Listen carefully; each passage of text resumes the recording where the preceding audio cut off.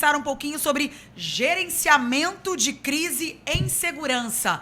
E para a gente conversar sobre esse assunto, temos 2 ilustres convidados aqui comigo. Ele que é delegado-geral da Polícia Civil do Espírito Santo, doutor José Darcy Arruda. Seja bem-vindo, doutor. Obrigado, Carol. Obrigado a todos, também a todos os telespectadores do nosso podcast. Cumprimentar aqui o meu doutor Júnior, um grande amigo, né? A gente tem trabalhado junto em muitas ações também, bacana. É um prazer estar aqui. A gente que agradece.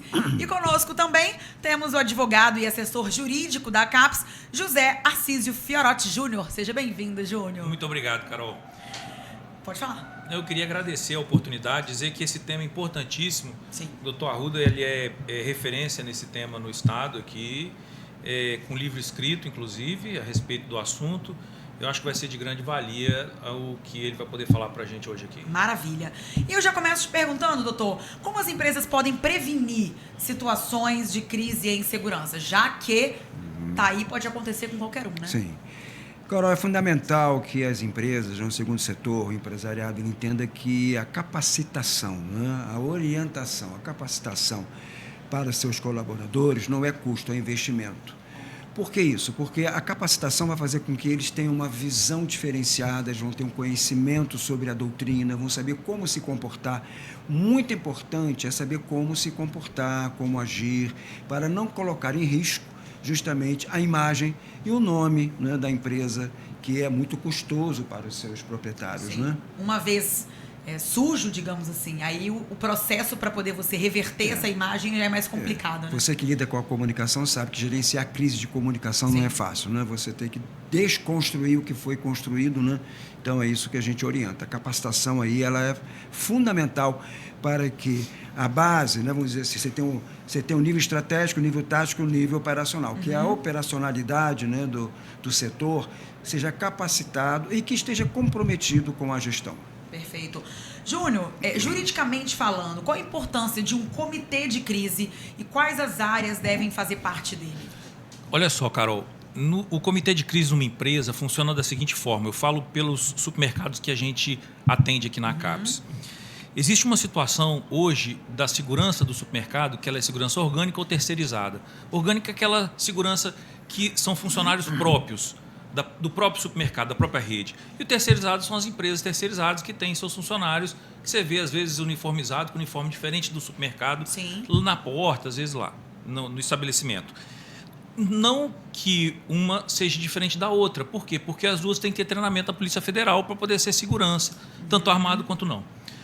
O que acontece é que, normalmente, essas pessoas estão lá, mas elas não são treinadas pela Polícia Federal para usar uma arma, para poder fazer aquela abordagem, mas elas não são treinadas e capacitadas pela empresa para uma eventual crise que aconteça dentro da empresa. Vou te dar um exemplo. O caso do Carrefour, que aconteceu em 2021 com o Beto, que é aquela pessoa que, infelizmente, veio a óbito Sim. por um segurança do Carrefour. Isso, se você falar assim para mim, quanto custou para o Carrefour a indenização total, geral, do ocorrido?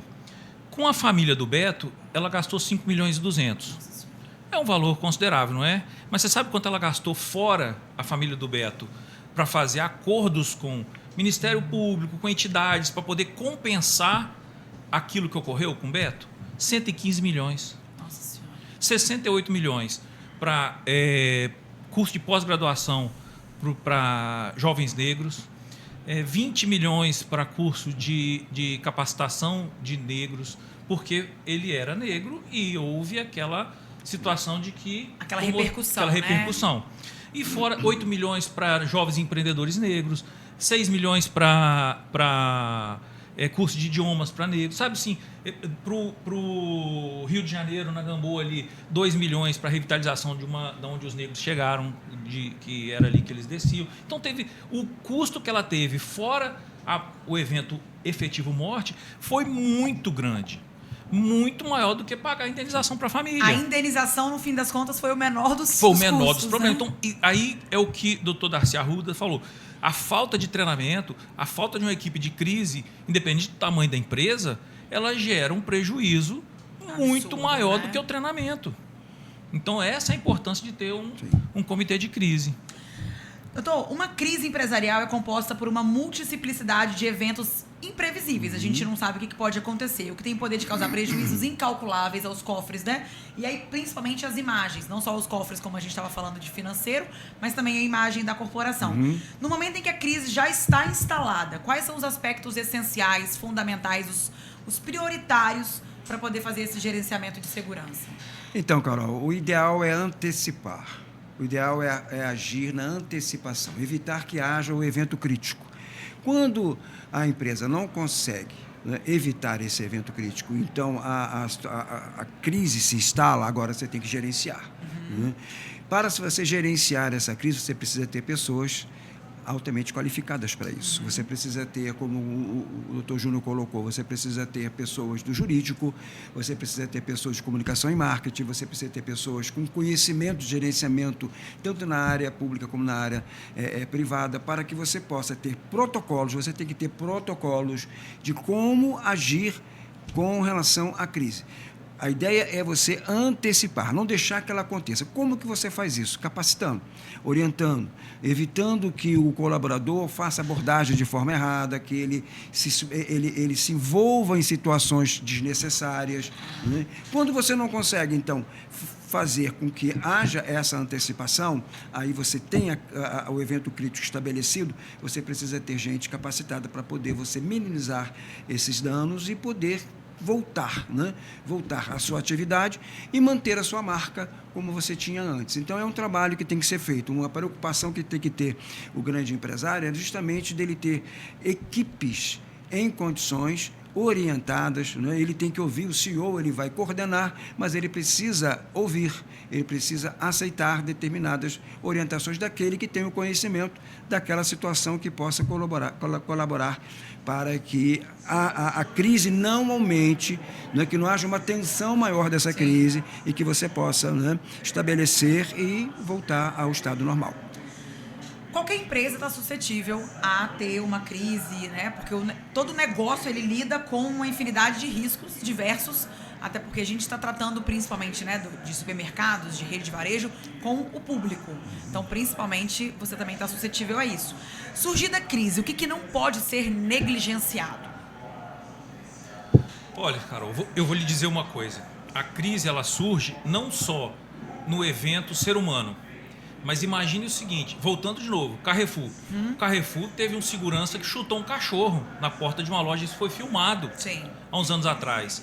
Houve uma comoção tão grande que começou a surgir nas redes sociais uma hashtag, uma campanha para não comprar no Carrefour. Sim. A marca foi extremamente abalada por isso. E ela gastou muito dinheiro também para poder fazer acordos, para poder manter institutos de animais, de bem-estar de animais.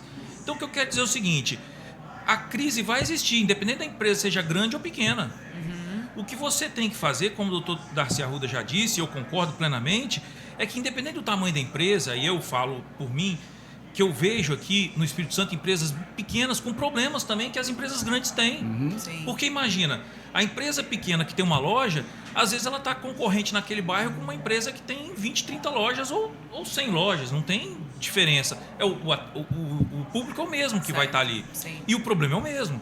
O que falta talvez ou numa grande ou numa pequena empresa de supermercado, alguém para liderar antes que o problema ocorra e diga o seguinte, olha, não chute um animal que está ali, não aborde uma pessoa de forma ostensiva e de forma abusiva, né? Agressiva, sabe? Não faça uma agressão puxando o braço, querendo abrir bolsa, porque às vezes aquele produto que está sendo levado é muito menor o valor dele do que o prejuízo que aquilo pode te dar.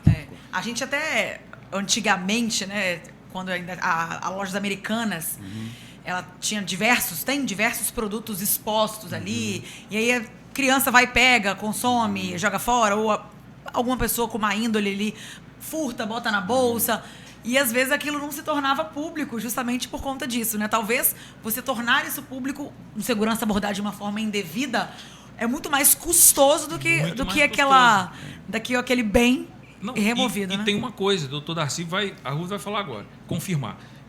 A grande queixa do supermercadista no Espírito Santo é o seguinte, é que quando alguém é abordado, realmente ele furtou, está com produto do lado de fora do supermercado, não pagou, o pessoal da segurança tem que, às vezes, conduzir aquela pessoa para a delegacia ou chamar a viatura. A viatura, às vezes, demora e não pode ficar segurando, eles vão para a delegacia.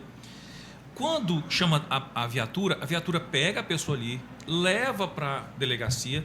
Primeiro tem que se fazer o boletim de ocorrência lá e ouvido primeiro a pessoa que é presa e não o policial militar que levou até a delegacia. Aí eu te faço uma pergunta, talvez o doutor possa esclarecer para a gente melhor. De que forma esse segurança ou um funcionário do supermercado deve abordar essa pessoa que ele viu cometendo algum furto, por exemplo? Então, é muito interessante essa colocação, Carol. Eu acho que, no caso, por exemplo, quando eu faço as minhas capacitações, eu oriento justamente a esses fiscais de loja, essas pessoas, que quando ele percebe, ele tem que ter um olhar diferenciado. Um feeling, né? Sim, o feeling do cana, vamos dizer assim, vamos falar, né? O feeling do policial. O policial, ele olha, não com o senso comum, ele olha além. Então, eles precisam desenvolver esse olhar. Quando ele percebe que tem alguém dentro da loja, andando, sem muito compromisso, a pessoa olha, mas não compra nada, entendeu? Se ela está assim, dando a entender que vai haver uma prática de um crime de furto, ele deve se aproximar com muita educação e perguntar para aquela pessoa: posso ajudar em alguma coisa? Está precisando de alguma ajuda? Esse comportamento já desestimula, já preocupa, eu já fui visto. Verdade. Eu já fui visto. Já intimida, né? Já me viram. É verdade. Né? Então, ele pensa duas vezes ao fazer. Né? E em casos também, por exemplo, às vezes, como o doutor Júnior colocou, às vezes a coisa ela é de pequeno porte, de pequeno valor. Né? Existe uma teoria em direito penal que chama o princípio da insignificância. Às vezes não vale a pena você tomar uma atitude tão severa por algo que não compensa em razão, né, o preço no valor do prejuízo ali estimado de uma grande rede. Às vezes é melhor você resolver com educação, com calma, né? Enfim. Então, essas coisas todas elas têm que ser muito bem trabalhadas. Com relação à abordagem, caso então encontrou, já saiu da loja, ele então foi encontrado, né, chamar a polícia. Se não, fazer uma condução dentro dos padrões dos direitos humanos, né? Não usar de força excessiva. Isso também a gente, quando capacita, a gente fala muito sobre isso, doutor. A gente fala a respeito do uso progressivo da força, né? Porque você usar a força em demasia também, tanto não só também a entidade privada, também como também a pública, o policial também, é desnecessário você usar a força além do que você precisa. Né? A força ela tem que ser usada, porque quem detém a força, quem detém o monopólio da força é o Estado, e ela não pode ser usada de qualquer maneira. Né? A bem da verdade, a força ela só pode ser usada em dois aspectos. Quando nós falamos na parte pública, na legítima defesa, ou no estado de necessidade, ou no estrito cumprimento do dever legal. Então, essa área pública. Ao particular, também ele só pode usar da força em legítima defesa, porque toda agressão, se ela não for de uma legítima defesa, ela é injusta. Ninguém tem o direito de agredir ninguém. Então, eu só posso usar a força contra alguém se essa pessoa está me agredindo injustamente. Aí eu preciso entender o que é atual, o que é iminente. Então, tudo isso a gente, sempre que é chamado, né, para capacitar, a gente sempre ajuda muito. Porque, tendo esse trabalho capacitando, a gente evita também situações de delegacia, sim, situações de crime. Então, você previne determinados tipos de comportamentos para não gerar crime e não gerar também uma situação como o doutor Júnior colocou, muito interessante, que é justamente hoje existe uma fábrica de dano moral e de dano material que você não. Hoje você vive um Big Brother, qualquer coisa que você faz está sendo filmado. Exato. Né? E primeiro, e depois você, jornalista, sabe disso, quando lança a imagem, depois para você tirar. Reverter, né? Reverter não é fácil. Né? Júnior exemplificou pra gente duas situações que aconteceram com o Carrefour, tanto do cachorro quanto do Beto, que foi, né, que faleceu, de crises negativas, né? Temos algum exemplo de algum caso positivo que tenha reverberado de forma positiva para a empresa, para uma situação de crise que tenha, né? Olha, aqui no Espírito Santo existe a seguinte situação. Algumas redes, as maiores, têm um comitê de crise, que, na maioria das vezes, esse comitê de crise funciona preventivamente bem. Lógico que algumas falhas vão ocorrer, Sim. porque é natural, porque Sim. quando você lida com o ser humano. Mas uma situação que aqui no Espírito Santo foi muito importante é que teve eu não posso falar o nome, mas teve uma rede de supermercado, onde a pessoa foi abordada e ela quis virar o jogo, dizer que ela foi, de certa forma, agredida porque ela era negra, porque, seguraram ela, agrediram. E, na verdade, tinha filmagens por toda a loja. E aí, isso aconteceu aqui na Grande Vitória. E aí, essa filmagem serviu para mostrar, porque nada melhor do que a filmagem interna, que, na verdade, essa pessoa estava... Ela, mais do que sendo abordada, ela estava criando uma situação para ser... Criando um fato. Para criar o fato, para poder gerar o dano moral, para gerar aquela Sim. situação, aquele constante, para pedir uma indenização. E isso ficou bem caracterizado. No primeiro momento, chegou até nas redes sociais ter uma hashtag de contra a empresa e botando assim uma coisa...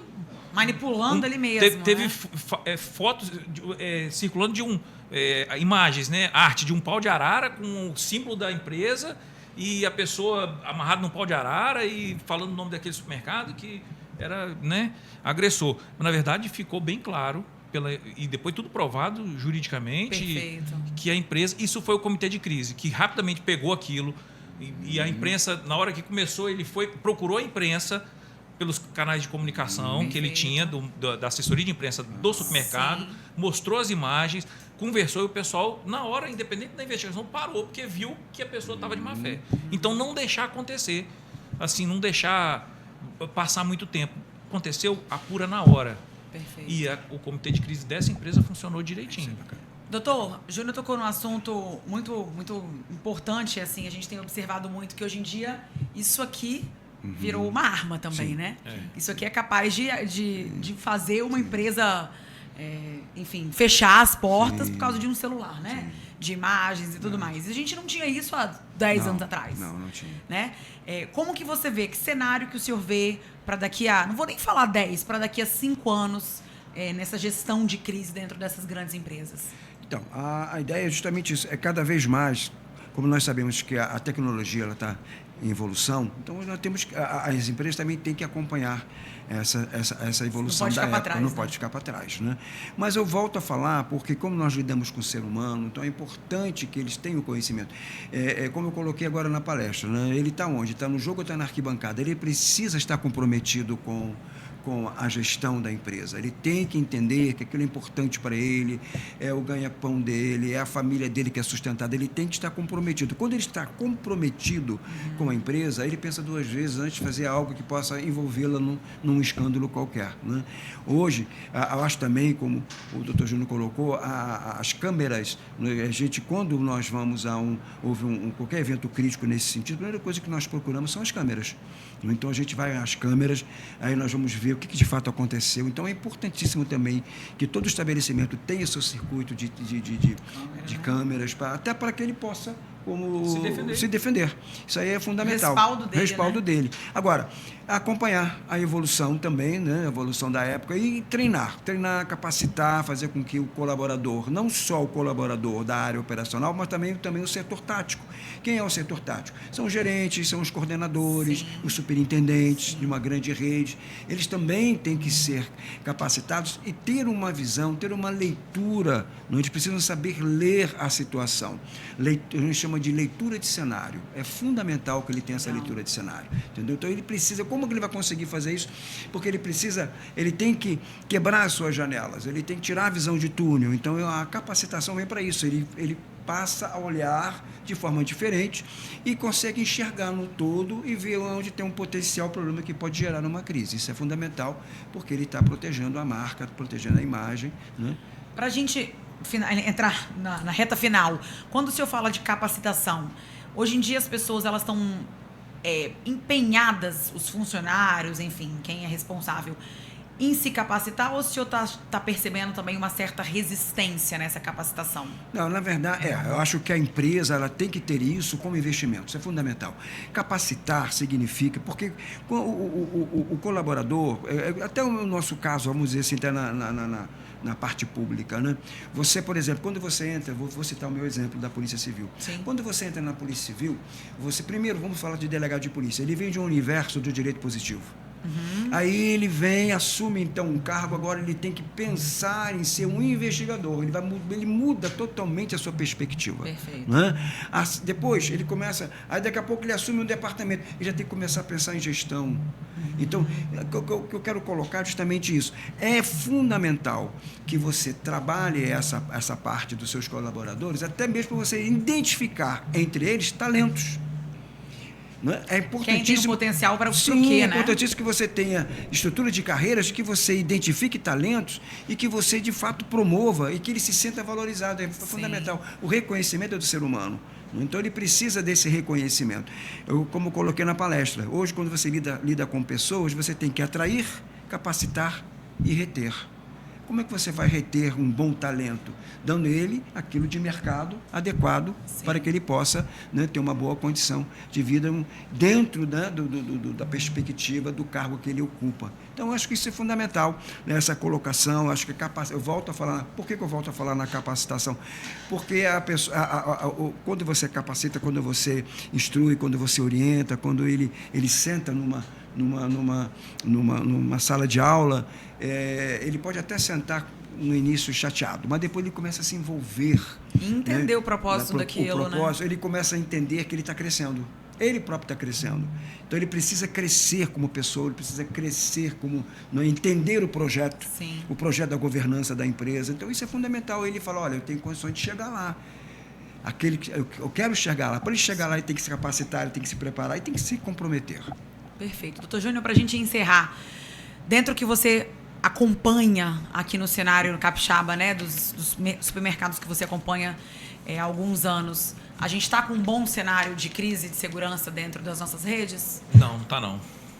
É triste falar, mas poucas são as empresas que se preocupam com treinamento e gerenciamento de crise.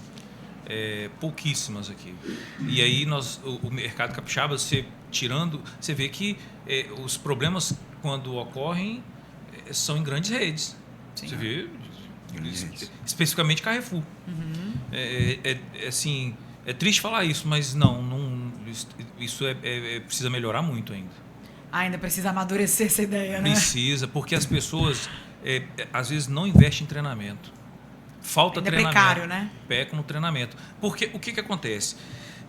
Na maioria das vezes, as pessoas viram o vigilante, o segurança ali, ele vira segurança, ele tem um treinamento da polícia para poder fazer o teu certificado, atuar, mas vai muito além daquilo ali. Tem que ter um treinamento do antes, para não deixar acontecer talvez uma abordagem mal feita. E isso falta. As empresas não têm treinado isso, não. A pena, né? Bom, agradeço imensamente o doutor José Darcy Arruda, doutor Júnior também, muito obrigada. É sempre importante a gente falar de gerenciamento de crise, porque está aí.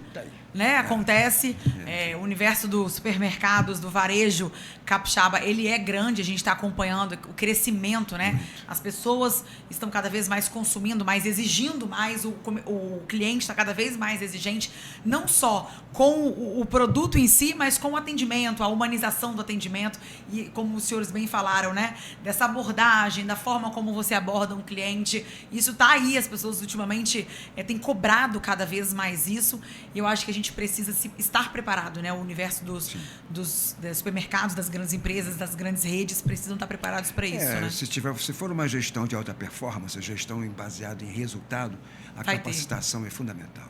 Tem que ter, né? Tem que ter. Senhores, muitíssimo obrigada pela presença de vocês. Agradeço demais. A CAPES só está começando esse ano. Fica o convite para poder continuar aproveitando a nossa feira. Agradeço imensamente a companhia de vocês aqui, viu? Obrigada. Obrigado. Eu que agradeço. Obrigado, Daqui a pouco a gente está de volta, tem mais entrevista. Eu volto já já. Uau.